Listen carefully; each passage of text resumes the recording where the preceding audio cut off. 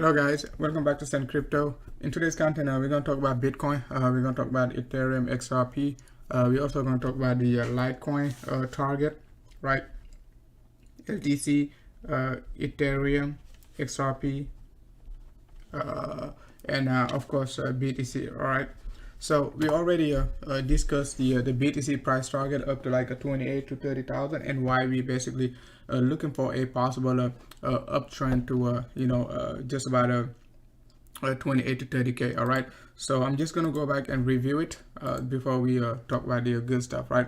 So as you can see, BTC likes to do a one-to-one extension of the previous move.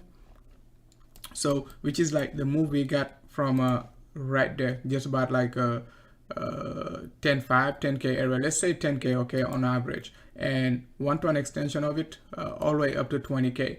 So if we're gonna basically look for an extension of the previous move, right, on linear scale, make sure to use linear scale, right? It means you don't click on your log scale right here. If you click on your log scale and you do one-to-one extension, sucker gonna be looking like that, okay?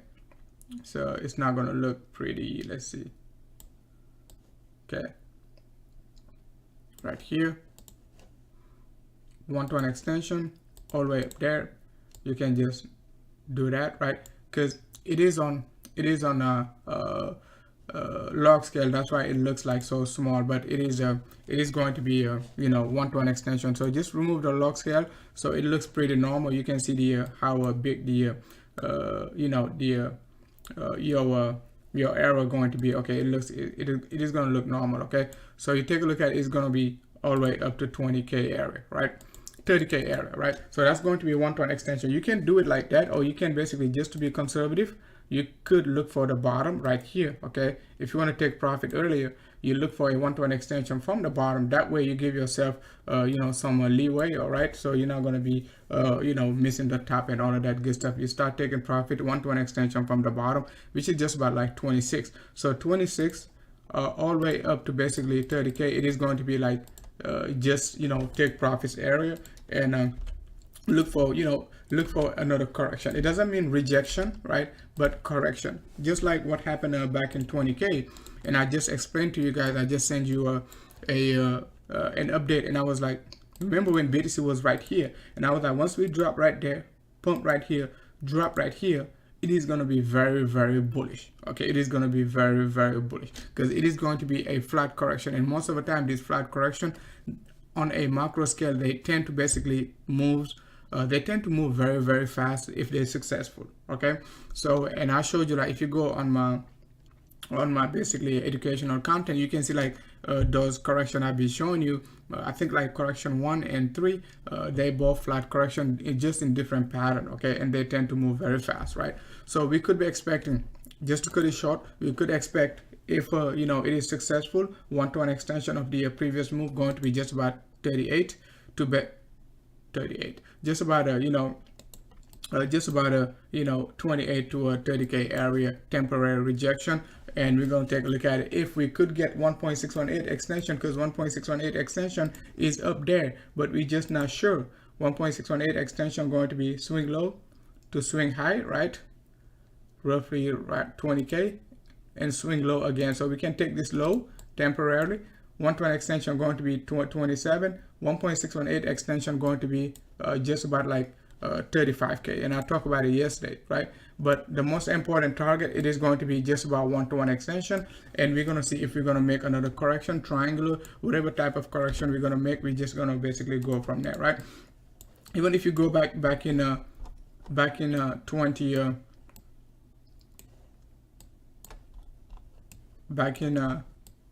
2019, right, as I showed you yesterday, right, you can see like the previous move right there, okay, nearly hit 1.618 extension, 1.618 extension of the previous move. Okay, that's the previous correction right there, and that was pretty much very impulse, and then we got another flat correction right there, and then basically we just took it to the upside, right? So something to keep in mind over the next like a few days and so on. Now let's take a look at the lower degree. So if you take a look at the lower degree,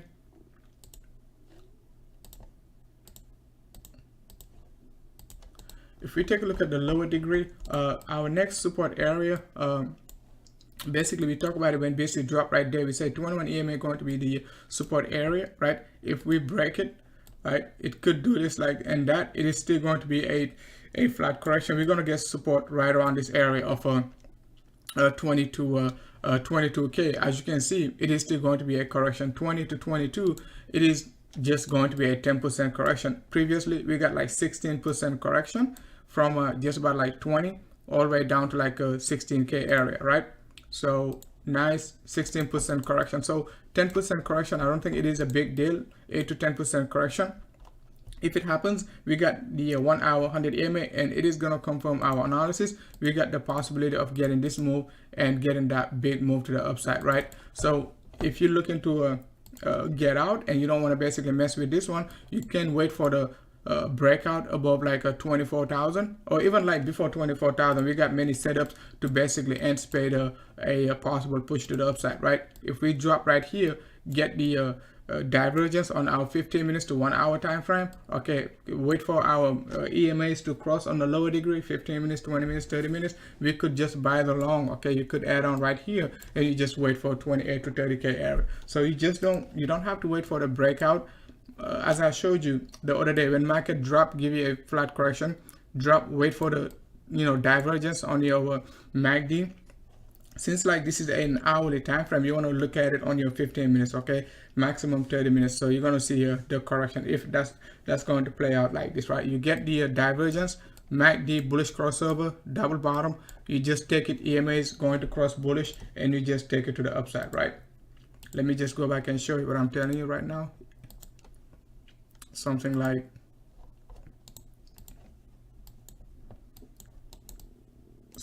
that, right? You wait for MACD to basically drop and give you a divergence like that, right? Somewhere around here, and price action going to do something like, probably something like this, right? And give you a divergence somewhere around here, right? And you just take it, okay? Your moving averages, once again, they could, if price action going to drop and want to reverse, this sucker going to do this, the yellow line, right? Going to do something like that, right? And then your red line, which is your 100 EMA, right? Gonna do something like this, okay? It's gonna be up, and then once you get the crossover, right, and price action right there above it, that's it, okay? We're gonna get our flat correction, the big one.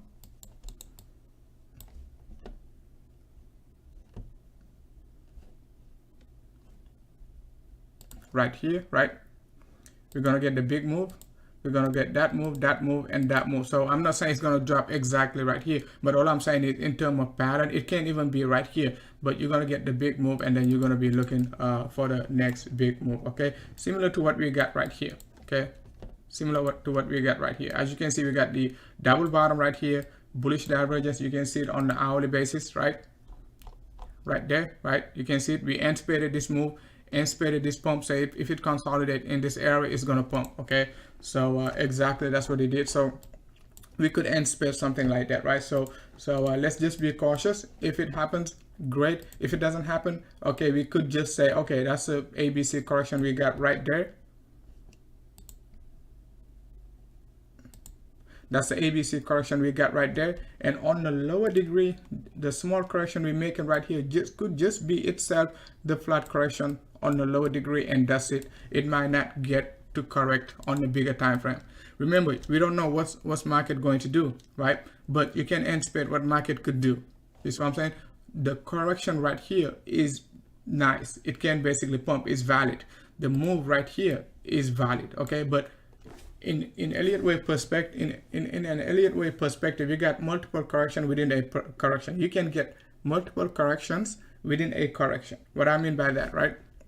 It means like when you get a flat correction right here, right? You're getting like multiple corrections.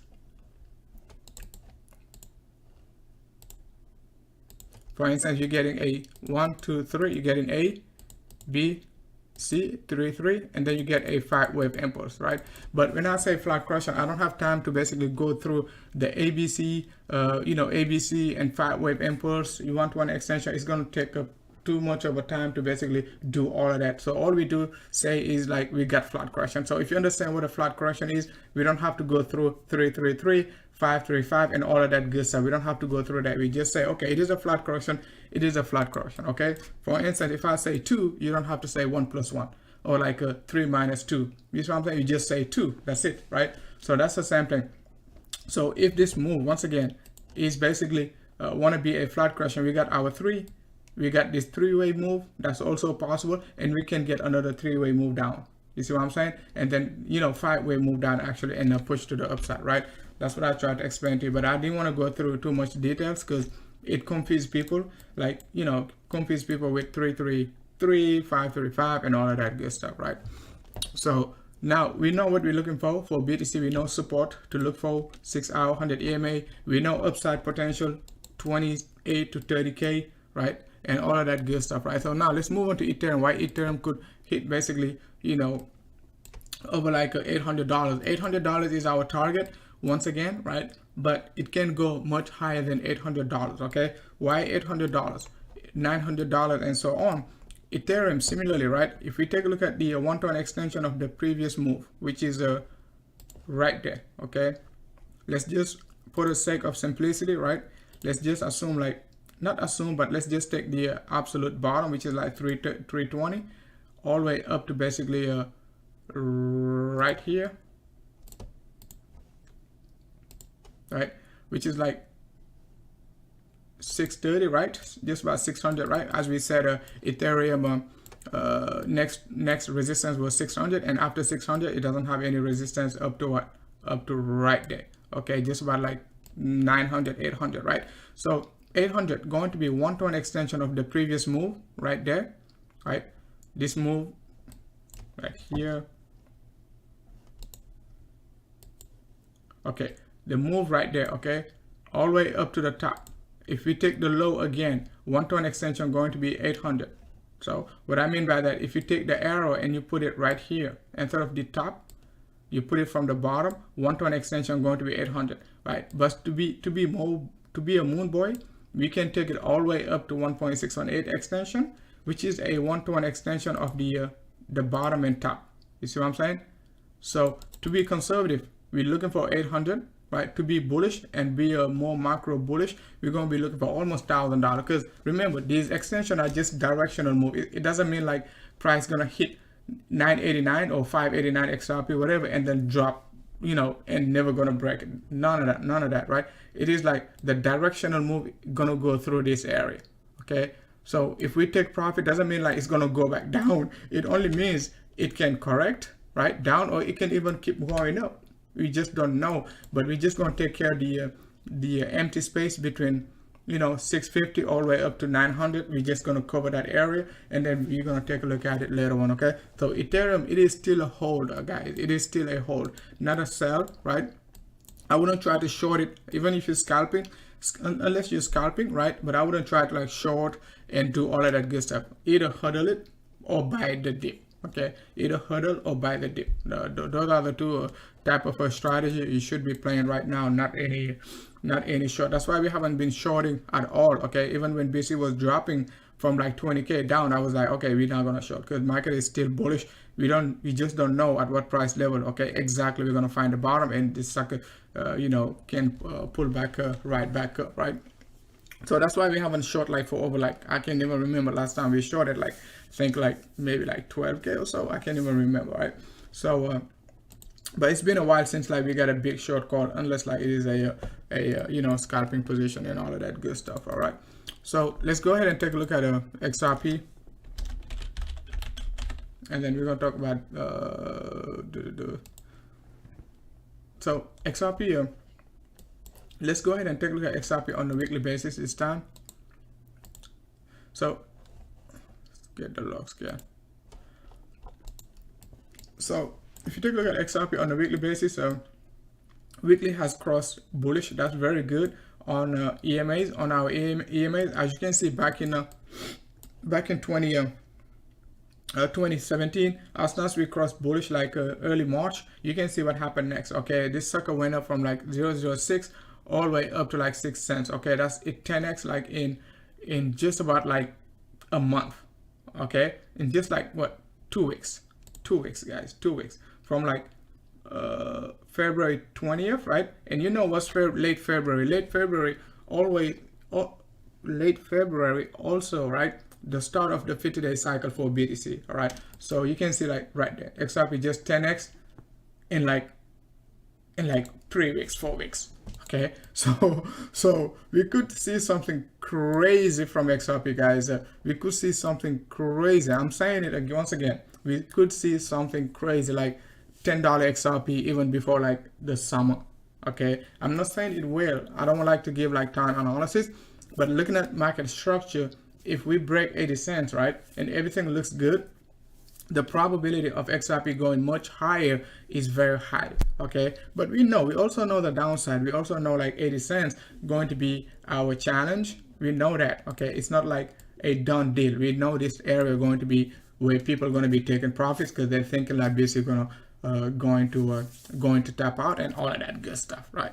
So keep that in mind. So XRP, next big challenge is going to be just about like $2 temporary rejection, okay, if we take care of take care of 60 cents. That's what I see for XRP.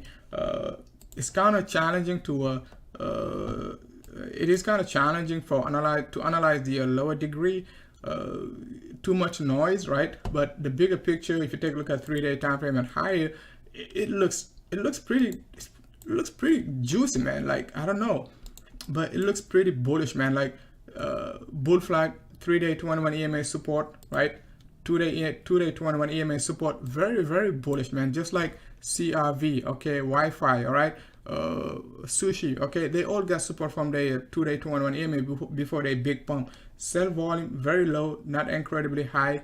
That's good. So we just have to take care of this area, right? Just about like 63, 86, right? And that's it. Okay, that's a big challenge to me for XRP, right? If we get rejected, that's going to be a new analysis, all right? But because we can drop, okay? We can drop if we don't break it.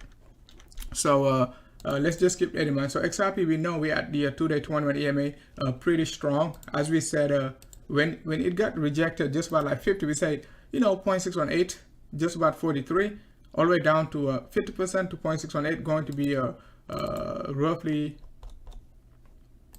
okay, going to be a support area to look for, and it did that exactly, okay, it did not break that key area, right? So XRP is still bullish. It is still a hold. Wouldn't be trying to mess with it. Would be just buying the dip and accumulating XRP over the next like a few days and so on. Hey, what's up, Fernandez, Alonso? Thanks a lot for tuning in. So next one going to be Litecoin. I'm going to make it short so you guys can watch it later on, right? LTC US just no. So Litecoin, as we said, a beautiful breakout, 8-hour breakout. We did talk about this move, right? And as you can see, 2-day 21 EMA, as you can see, we've been waiting for BTC to retest it, but Litecoin already gave us the signal. I didn't pay attention to 2-day 21 EMA on Litecoin, but Litecoin gave us already the signal. And this pattern I showed you, that's one of the most bullish pattern on BTC and Litecoin. Back in 2019, that's one of the reasons why I said Bitcoin was actually very bullish, right here. Actually right here, right, Litecoin was making it versus BTC. Okay, Litecoin was making a flat correction versus BTC. It made a small one right here, pump, made a small one right here, pump. This one was just a zigzag pattern formation before the pump to the upside, right? I don't like zigzags because price action always dip down and retest it, right? Because zigzag, it means like you could possibly get a head and shoulder pattern formation. What I mean by that, right? Price action gonna pump and it's gonna give you a sharp correction like this, and it's gonna pump right back up, right? And when it pump right back up, it's gonna drop right back down to this area, and then basically create a possible flat correction. That's why I don't like zigzags, right? But it's not like it's bad, but and you can see like Litecoin did create a head and shoulder pattern formation right here. Okay, so so keep that in mind, right? So this pattern is very powerful. A breakout. Nothing to say about Litecoin. I think OVO was looking to long it right here, right? It is still and I was like low $100. It is still a buy the dip, right? So if you don't want to leverage it, you know our target is 30% up, so no need to basically worry about like leveraging, right? Because it is like a 30% move anyway. So if you buy $100 all the way up to like just about like 130, that's a 35% move, right? So but it is still bullish. Resistance going to be just about 150 to the top, right? 160 actually, right? But we got temporary target at 130, 135, and 160 could possibly be, you know, where we could be looking to short Litecoin for a possible temporary support, right? So we talk about our 4 coins, right? Let's take a look at a CRV.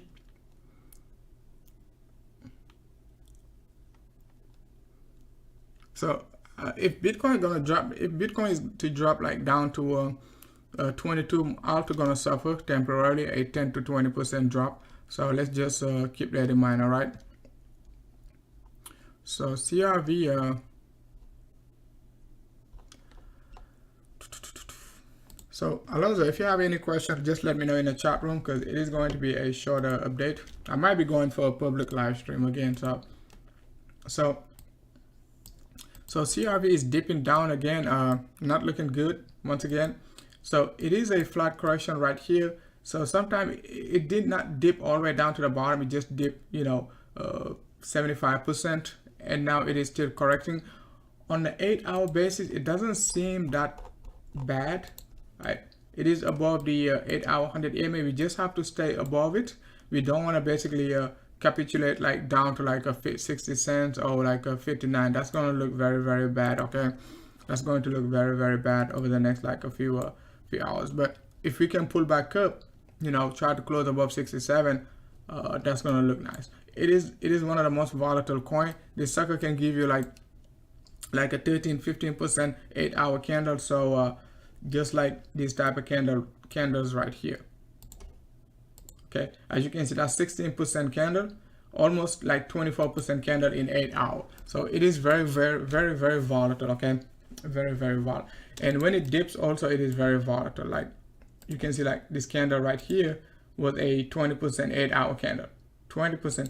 So one thing you gotta remember when CRV dips like 18-20% candle in 8 hours, it is going to be a long. That's the only thing you gotta remember. It doesn't mean it's gonna reverse. But if you long it, right, if you see it 18-20%, you're going to get at least another 5 to 10% or even 15% reversal, right? Just like right here. Okay, you got 15% reversal. Right there, we got 15, like almost 21% reversal after the big drop, 24% drop, right? This one, it dropped, let's say, this one only dropped like 18, just about 18%, right? But it kept dropping afterward, like, because it broke like a support area right here, right? It broke support area. But if you see any 8-hour, like 2 straight 8-hour sell off, this 30% dip, it is most likely going to be buying the dip on CRV, right? DOT, let's go ahead and take a look at DOT.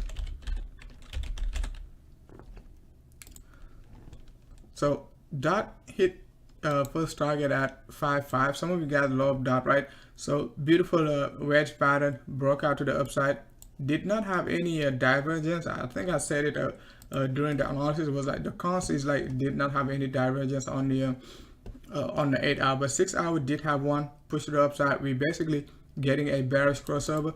It could mean a possible correction right here also. Okay, so we're gonna need another bullish crossover on our MACD. Okay, we're gonna need another bullish crossover on our MACD to anticipate another big move to the upside. But DOT doesn't have much of a history to to give us to get a big analysis, right? But on a 7-day chart, as you can see, a DOT doesn't. It looks pretty good. It looks pretty good. A solid support area, right? Broke resistance right there. So basically, just need to take care of this resistance right there. I think resistance we just need to take care of going to be 5.7. Right? That's why it is good to zoom out and take a look at the bigger picture. Because if you don't take a look at the bigger picture, you're just gonna be, you know, just gonna be frustrated. So, but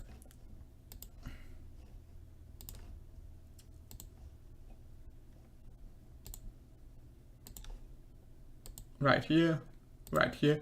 That's the resistance we gotta take care of. As long as we break this key area, the simplest analysis we could do for that is like look for a 120 extension of the move. It is a big picture move, not a. It is a big picture move, not a short-term analysis like $9. I think $9 might not even be that much. It's like not even 80 to 100% move, right? So, but let's try to break this key area. However, the downside is also, you know, there is not something that we gotta ignore. Okay, support going to be 370, right? All the way down, okay, even down to like $3 range, going to be by the dip. Absolute low on Binance is like $2. Okay, it's like $2. So we're not gonna ignore it, but we're gonna be paying attention to the upside. If it dips down correctively, right, in a three-way move anywhere around here, right, we know it is going to be accumulative. It could create a divergence. So as they drop lower and slower, they create divergences, right? So that's why you get divergences, because they drop slow and low, right? So but since like BTC is still bullish, so we just stay with BTC as of now and see what we're gonna get, right?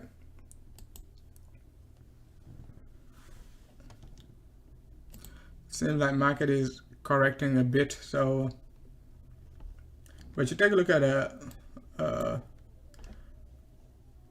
also Ethereum on a 7-day basis. It looks pretty clean on a 7-day basis, right? You know, breaking resistances, right? Resistance right there. As long as we broke the resistance, as you can see, like we pump all the way up and drop right back down and retest it. Okay, drop right back down and retest it. So that's a 7-day basis. That's why I was saying Ether, you know, does not have any resistance, you know, above like between like 500 to 600. But you see, like we done it like in 1 week. In 1 week, right? We pump above this resistance, right? Bang. In next 7 days, drop all the way back down. Okay, this range was just a bull flag on a 7-day basis. As you can see right now, we're breaking. Can we retest, like close above it and retest it? That's possible. But as you can see, Ethereum right now, 600, low 600, right? It is going to be a strong support. Okay, Ethereum 630, 618, 605, all the way down to 600, going to be a support area for Ethereum. You cannot see it on a lower degree. You just have to I mean, you cannot see it on a higher time frame like 7-day chart, but you just have to pay attention to it, right? So always zoom out on Ether. Always zoom out.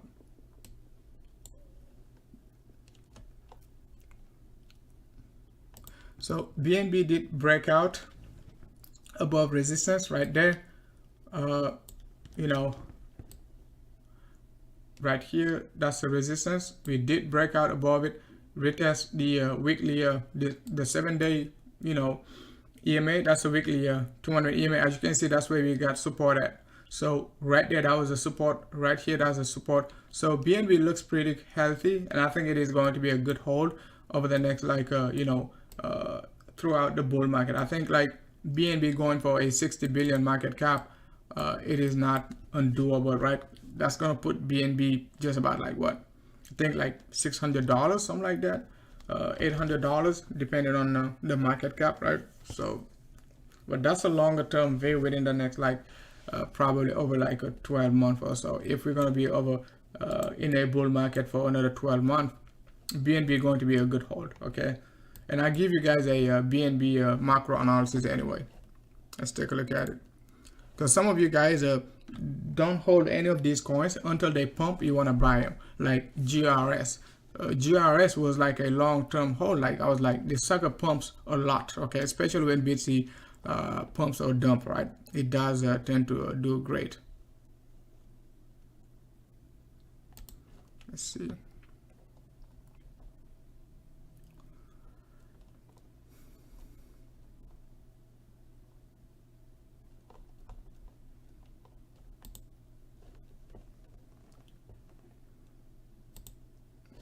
So BNB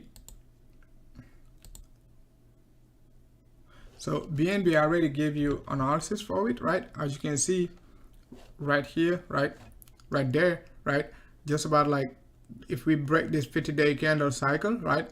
We don't have to break it like within the next 2 weeks, because the next cycle gonna start like let's say January 1st, right? So 1.6, I don't know if you guys can see it, but you can go ahead and check it out on the altcoin setup, right? 0.618 extension going to be just about like $50. So we can hit $50 and drop right back down to $30, right? Before pumping to the upside, because it is most likely going to come back down and retest this $30 range. So BNB is a hold, right? So from this key area of $30 all the way up to basically even like 275, okay?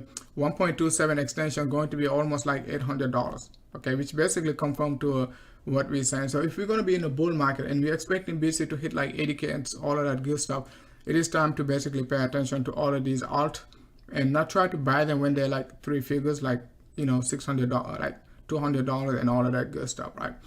So, but I'm giving you a long-term view. My long-term analysis are pretty accurate. They just like, that's long-term. They take time, okay? They take time to, you know, be there, but they pretty accurate, right? So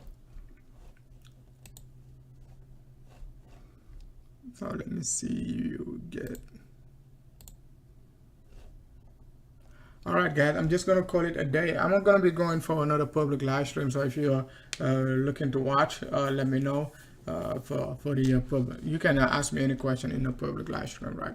All right, guys, thanks a lot for watching.